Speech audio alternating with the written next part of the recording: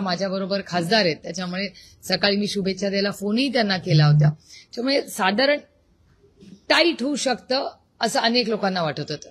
म्हणजे तुमचे जे ट्रेंड्स येत होते, सर्वेज पण टाईट दाखवत होते, पण इतकं वन वे जाईल असं मला नाही वाटत. मीडियाला पण इतकं कोणाला वाटत होतं, जे ग्राउंडवर तुमच्यासारखे अनेक काल पत्रकार मला भेटले, जे 15 दिवस 20 दिवस तिथे, इतकं मोठं डिसायसिव्ह मॅन्डेट मिळेल असं कुणालाच ना सर्वेजला वाटत होतं. मला नाही वाटत जे जिंकलेत त्यांनाही वाटत आहे. त्यामुळे त्याचा थोडासा अनालिसिस करायला लागेल आणि 2-3 दिवसात तो पूर्णपणे आमचं मताचं विभाजन काय झालं का, तो ट्रेंड काय झाला, या सगळ्याचा थोडासा अभ्यास आम्हाला करायला लागेल. पण ह्या क्षणाला हे आम्ही मान्यच केलं पाहिजे की ही जीत ही नितीश कुमारजींची आहे.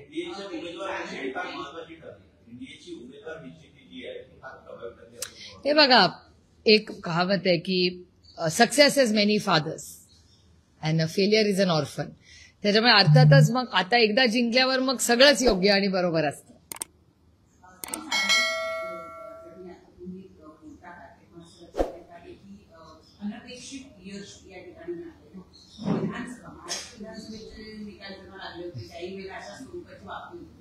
कुठेतरी असं वाटतं आहे का की तसा आरोप, वोट चोरीचा आरोप असो, ईव्हीएमचा आरोप असो, असे आरोप येत्या काळामध्ये या ठिकाणावर सुद्धा होती? मला 3-4 महत्वाच्या गोष्टी आहेत ज्याचा आम्हाला एक इंटरनल सर्व्हे करून अभ्यास करावा लागेल की काय नक्की मुद्दा आहे. म्हणजे तुम्हाला आठवत असेल की तेजस्वीजींनी एक महिलांसाठी एक मोठी स्कीम आणि बेरोजगारींसाठी एक मोठी स्कीम झाली. त्याच्यानंतर त्याचे मला असं वाटतं 10,000 रुपये बऱ्याच अकाउंट्सला देण्यात आले. तसंच म्हणजे भारतीय जनता पक्ष स्वतःच तुमच्या चॅनलवर म्हटलेलं आहे की लाडकी बहीण योजने जी झाली त्याच्यामुळे महाराष्ट्रात खूप मोठा इम्पॅक्ट झाला. मध्य प्रदेशची जी सरकार आलं त्याचं क्रेडिट त्यांना देतं. आणि कालच माझ्या दिल्लीच्या पेपरात वाचनात आलं, महाराष्ट्रात आलंय की नाही माहिती नाही मला, पण की मध्य प्रदेशमध्ये लाडकी बहीण योजनेचे पैसे आता वाढवत आहेत आणि ते 2028 पर्यंत चालतील. तेव्हा त्यांची लोकसभा विधानसभा तेव्हाच येते. हा योगायोगी असू शकतो, मी काय आरोप करत नाही कुणावर, पण हे सगळं हा एक असू शकतो का एक इम्पॅक्ट ह्याचाही विचार आम्हाला करावा लागेल. म्हणजे बरेच फॅसेट्स आहेत त्याच्यात मोठे खूप पैलू आहेत, त्या प्रत्येक पैलूचा अभ्यास करावा लागेल. राहुल गांधी यांनी जी यात्रा बिहारमध्ये काढली, त्या भागामध्ये सुद्धा त्यांना फटका बसले असं दिसतं. आणि खरं तर तिथे यश मिळणं अपेक्षित होतं. जसा प्रतिसाद त्या यात्रेला मिळाला असता तसा प्रत्यक्षात मतांमध्ये परिवर्तित होताना दिसला नाही. राहुल गांधींच्या या यात्रा तेही होतात असा त्यामुळे एक निष्कर्ष नाही. मला असं वाटत नाही. याचं कारण असं की लोकसभेला तीच यात्रा खूप यशस्वी ठरली. कारणं वेगळी असू शकतात. राहुलजींनी प्रचंड कष्ट केले का, हो तर केले, पण मला कधी कधी असं वाटतं, कदाचित माझं चुकीचंही असेल, पण एक लांबून बघण्याचं एक माझ्या आता मी कुठलाही अभ्यास केलेला नाही, त्याच्यामुळे 2 दिवसानंतर मी खरंच अभ्यास करून तुम्हाला स्पष्टपणे कारणं सांगू शकीन. पण आता मला एक तुम्ही प्रश्न विचारल्यावर एक विचार माझ्या मनात आला, असंही असू शकतं का की मध्ये जे सीटमध्ये जे फ्रेंडली फाईटला सीट झाल्या त्याच्यामुळे काही काँग्रेसचं आणि आरजेडीचं नुकसान झालं असेल का, हा एक मुद्दा असू शकतो.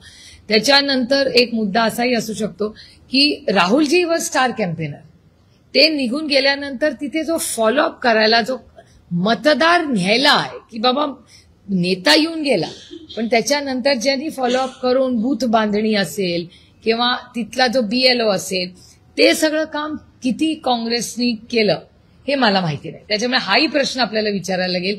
काय होतं, अनेक वेळा नेता येतो, त्याचं काम करतो आणि निघून जातो, पण त्याच्यानंतर जे कन्व्हर्जन होण्यासाठी जे काम करावं लागतं ग्राउंडवर, ते झालं का नाही, हे काँग्रेस पक्ष त्याचं उत्तर देऊ शकेल. त्याच्यामुळे मी काँग्रेसच्या माझ्या बिहारमध्ये चॅनलवर मेलं की काही इतर पक्ष आहेत त्यांची काही मतामध्ये डिव्हिजन झालं का, हे सगळं बघायला लागेल. It's too early.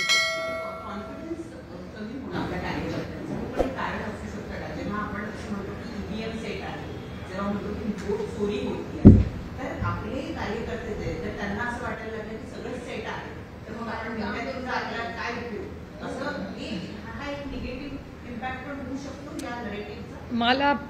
मला नाही सांगता येणार ह्याच्यावर, कारण का मी ईव्हीएमच्या बाबतीत नेहमी प्रश्नचिन्हच करते, कारण का त्याच ईव्हीएमवर मी निवडून आले.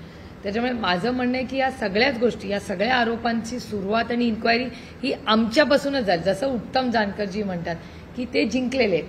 माझ्या मतापासून सुरू अमोलदादा कोल्हेचं आणि माझं म्हणणं आहे की आम्ही जिंकलेलो आहोत. नाही तर काय होतं, हरल्यावर आपण म्हणतो रडीचा डाव. हे मान्य आहे मला. जेव्हा जे जिंकलेले ते आमच्यावर आरोप करतात, ठीक आहे ना, मान्य आहे, त्यांना तो बोलायचा अधिकार आहे. म्हणून मी नेहमी म्हणते की या सगळ्या प्रक्रियेची इन्क्वायरी आम्ही जिंकलेल्या कॅन्डिडेटपासूनच सुरुवात करा. अमोलदादा असतील, मी असतील किंवा उत्तम जानकरजी असतील.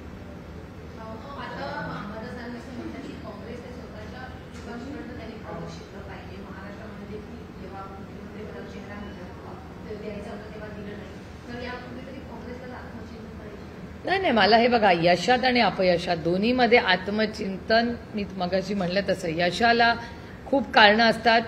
यशाला success is many fathers and failure is an orphan. त्याच्यामुळे अर्थातच कुठल्याही इलेक्शनमध्ये आपण हरल्यानंतर आत्मचिंतन करायचंच असतं. आम्हीही केलं. गेल्या 1 वर्षात नक्की काय झालं, काय कारणं आहेत याचं आत्मचिंतन आम्ही मागच्या नोव्हेंबरला आमचाही रिझल्ट 1-2 दिवसांनी, किती 1 आठवड्यानीच होता.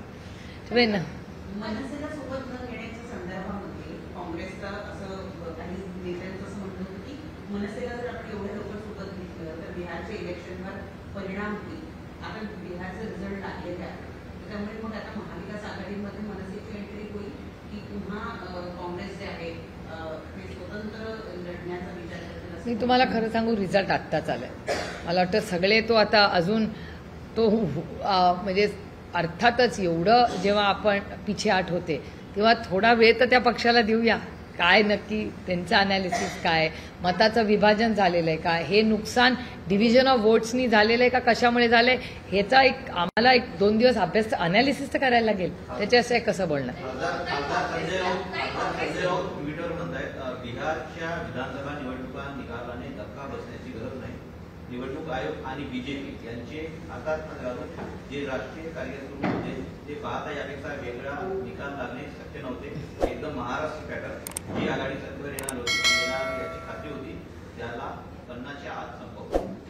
हो, म्हणजे तुम्ही जर महाराष्ट्राचा आणि बिहारचा रिझल्ट बघितला, मतचोरीचा मुद्दाही अप्रभावी ठरला. ते बघावं लागेल. म्हणून मी म्हणलं की ह्या सगळे जे विषय आहेत ना, हे 1-2 दिवसांनी, हे इम्पल्सिव्हली, आता मी काहीच बोलण्यापेक्षा मी काँग्रेसशी अर्थातच सविस्तर चर्चा करीन, संध्याकाळी तेजस्वीजींशीही बोलीन, आणि 1-2 दिवसात प्रत्येक बूथला किंवा प्रत्येक विधानसभेत काय नक्की झालं, का डिव्हिजन झालं वोट्सचं, ह्याचाही आम्हाला अभ्यास करायला लागेल ना.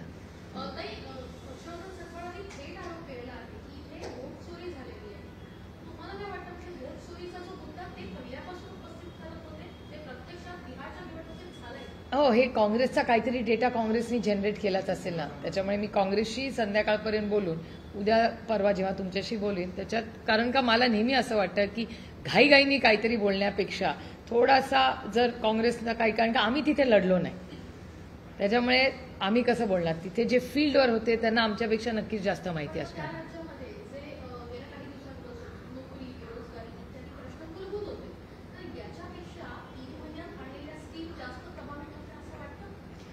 ना, त्याच्यामुळे मार्जिन्स किती आहेत, डिव्हिजन वोटचं काय झालंय, हा सगळा अनालिसिस केल्याशिवाय बोलणं संयुक्तिक राहणार नाही असं मला वाटतं. त्याच्यामुळे इट्स टू अर्ली. 1-2 दिवसानंतर बघूया.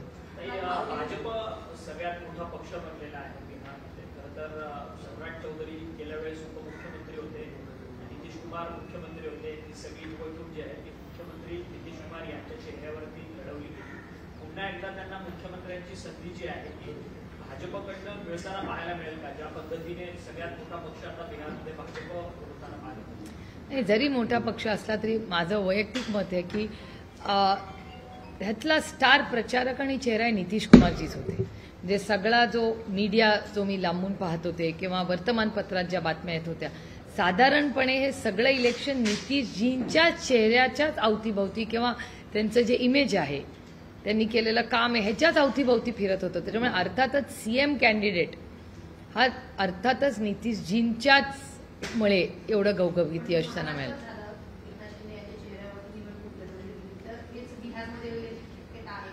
मला वाटतं ती केस वेगळी होती, ही केस वेगळी आहे थोडीशी. म्हणजे सीट्सचं डिव्हिजन त्यांनी केलेलं, म्हणजे इथे गेले 20 वर्ष नितीशजी खासदार मुख्यमंत्री राहिलेले आहेत. त्याच्यामुळे प्रत्येक it's not one size fits all.